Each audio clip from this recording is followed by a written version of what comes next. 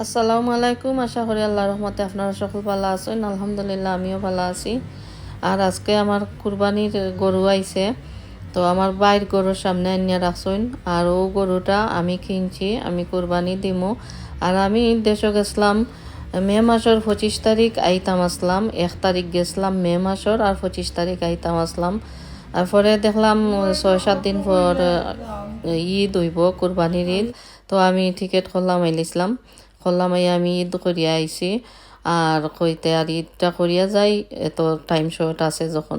তো আমি ঈদ করবার লাগি টিকিটটা করলাম আইলিছিলাম, আর গরুও কিনলাম।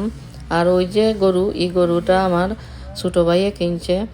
তো দুইটা ওখানেও আজকে আইছে, ঈদের আগর দিন আইছে। আর কালকে আমরার কুরবানির ঈদ হইব।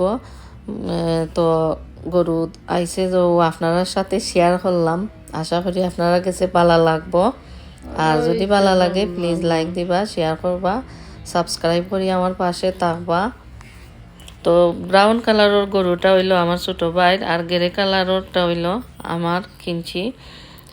আর তো কালকে তো আমরা ঈদ, তো আমার দুইও বোন তারার বাড়িতে গেছেন গিয়ে যাইবা গিয়ে আজকে।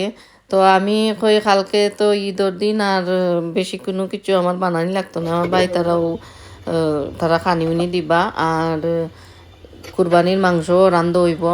তো কই আজকে বইনাইতরে লইয়া আমি কিছু বিরিয়ানি বানাইয়া খাইলেই। তো আমি 2টা হান্ডি দি বিরিয়ানি বানাইছি, চিকেনটা আনছিলাম আজকে বাজার থাকি।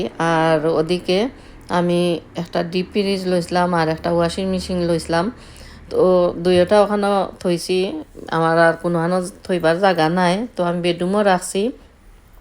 আর আমি কেন কিছু সমোসা ওটা বানাইয়া রাখছি ডিপ ফ্রিজও।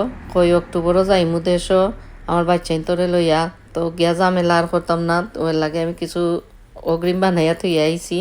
আর ঈদর লাগিও কিছু বানাইছি, কই ঈদের সময়ও খাইলা, মেহমান বানাইলে আমি দিতাম পারমু তারারে। আর ওদিকে দেখো আমি ডিপ ফ্রিজ আমার বেডরুমের মাঝে এক সাইডে দি জায়গা আছে, অন্য আমি রাখি দিছি, আর কোনো আনো তৈবার জায়গা নাই। তো আপনারা ভালো থাকুকা, আমার অতটুকু ওই ভিডিওটা আজকে।